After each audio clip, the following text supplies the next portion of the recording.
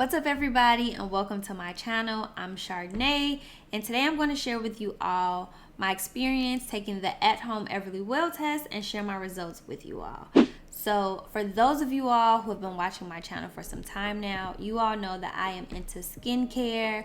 I'm always paying very close attention to things that may cause an inflammation, a breakout, or anything that may have a negative impact on my skin.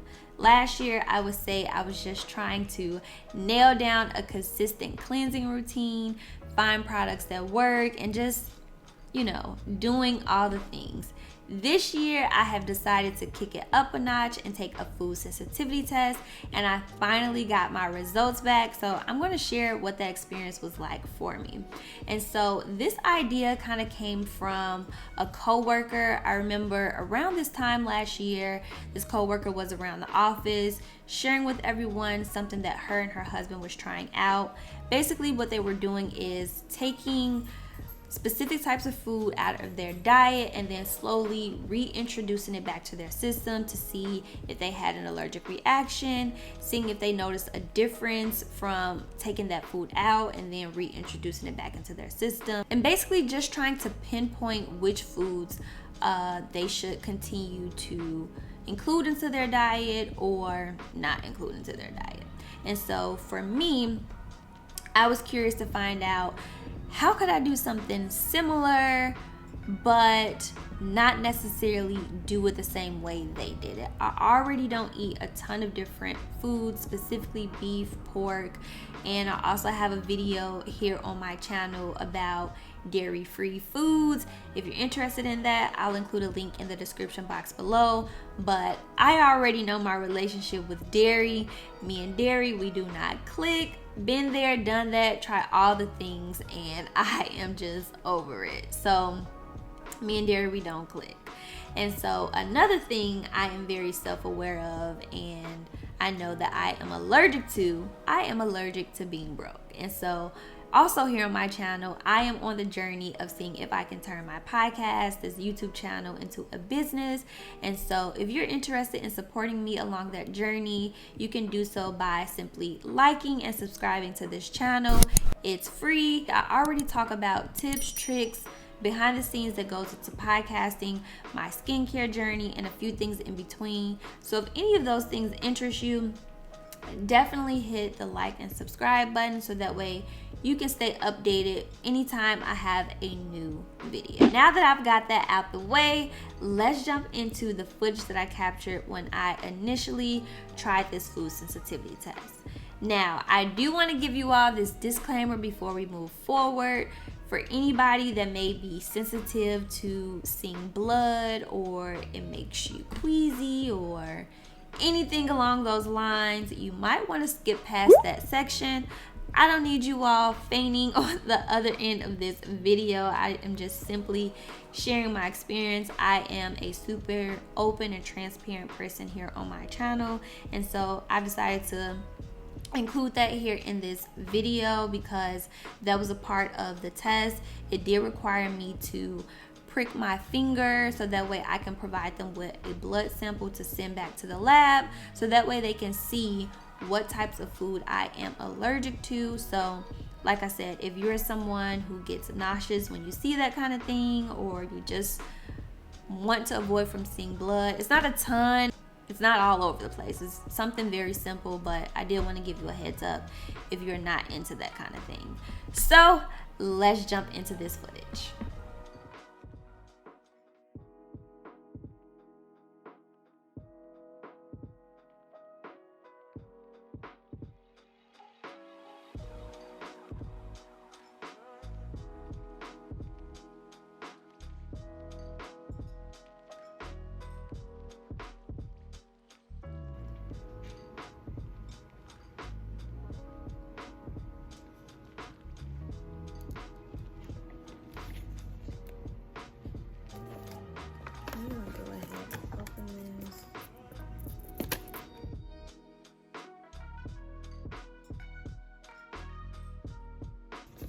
EverlyWell.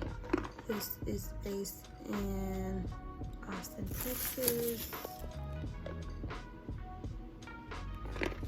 And on the back, it has a list of all the things that I will be getting tested for.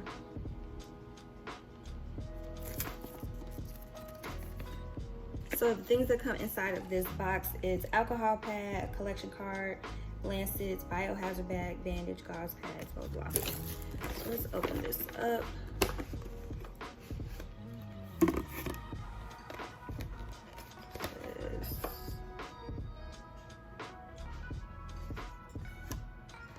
Food sensitivity test.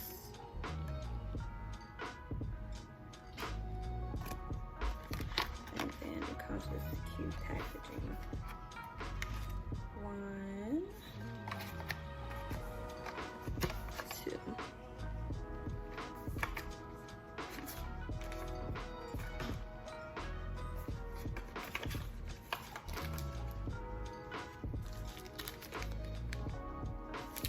Alright, y'all, so I'm gonna go ahead and read these instructions and get into it.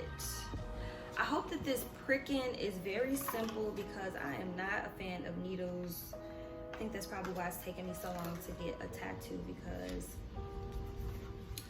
I'm just not a fan of it. So hopefully this is pretty easy. So the instructions, so they give you an example of how the blood should be on the little card that you send out.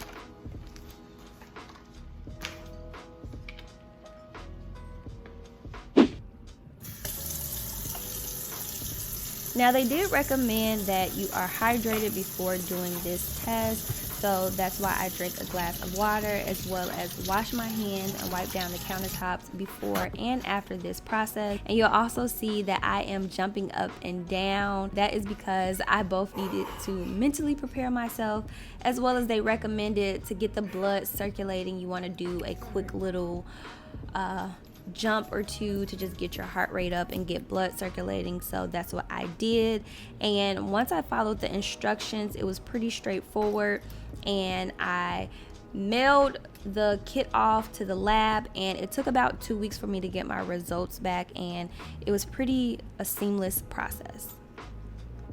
Inside of my kit, they included 2 tools to help puncture my finger, which I am glad that they did that, because I did have to puncture my finger twice.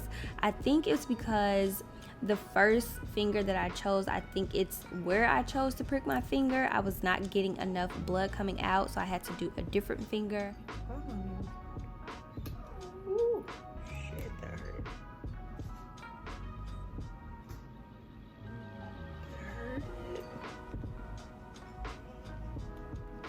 As I mentioned earlier, you all, I am not a fan of any kind of needle, so pain level and tolerance, that is pretty much subjective, but I would say this felt like a pinch.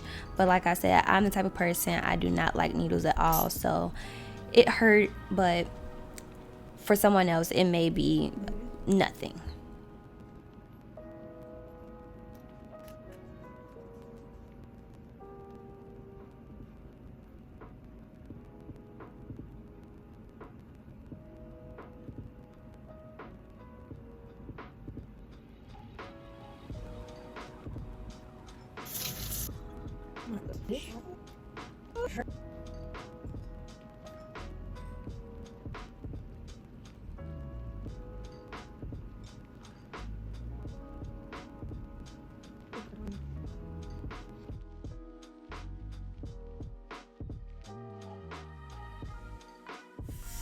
All right, y'all, so let's get into these results.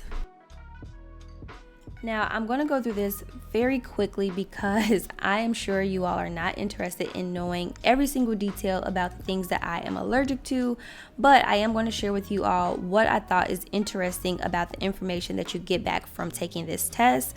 You're able to sort through the information by group.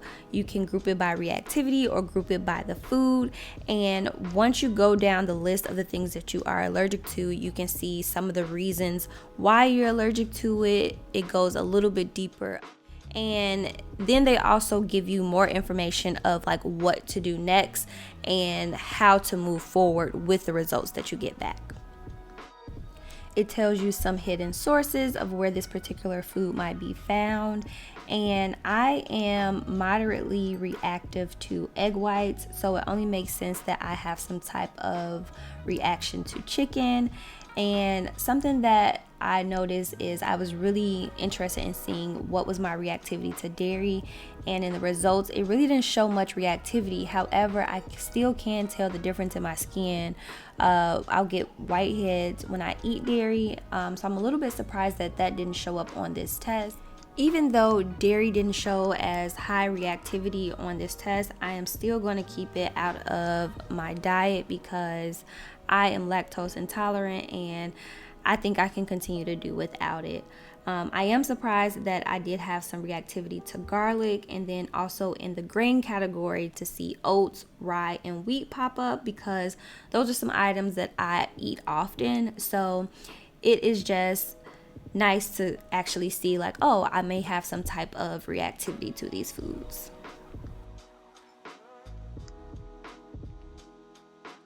So the biggest thing that I was surprised that I was allergic to is egg whites. I'm like, who is allergic to that kind of thing? Apparently I am. So at this point, I feel like I might as well just become a vegan. Like, I already don't eat beef, pork, dairy, and now I'm allergic to egg whites, which makes sense because I did notice I made a pie earlier this year and it involved eggs, and I also made tuna. I made a bunch of stuff that had eggs, and I did notice a few things, so it makes sense.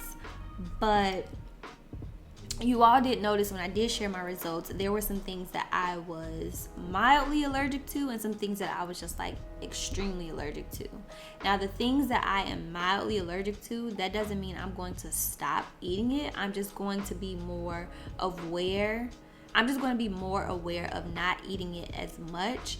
Like, for instance, I love oatmeal, which is a weird thing to like, but hey, I like what I like.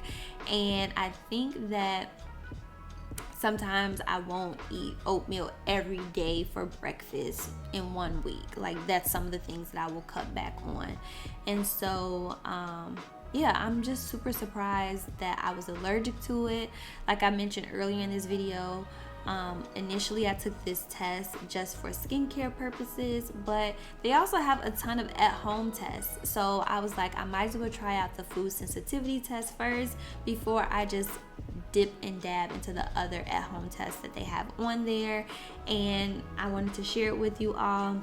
Thankfully, I was able to purchase this EverlyWell at-home test through FSA. Basically, it is a benefit that I get through work.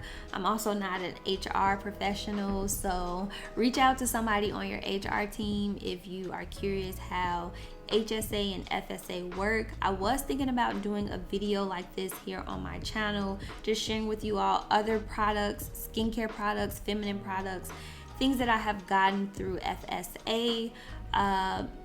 Basically, we'll do a whole nother video about that. So if you're interested in seeing it, definitely let me know in the comment section below, but don't hold me to anything because, like I said, I am not an HR professional. I'm just sharing with you all my experience of things as I encounter them. So I'm really looking forward to continuing to share more of those things with you all. And if you would like to support along this journey, like I mentioned earlier, you can like and subscribe to this channel so that way you can stay up to date on all my recent uploads. Thanks for tuning in, and I'll see you next time. Bye.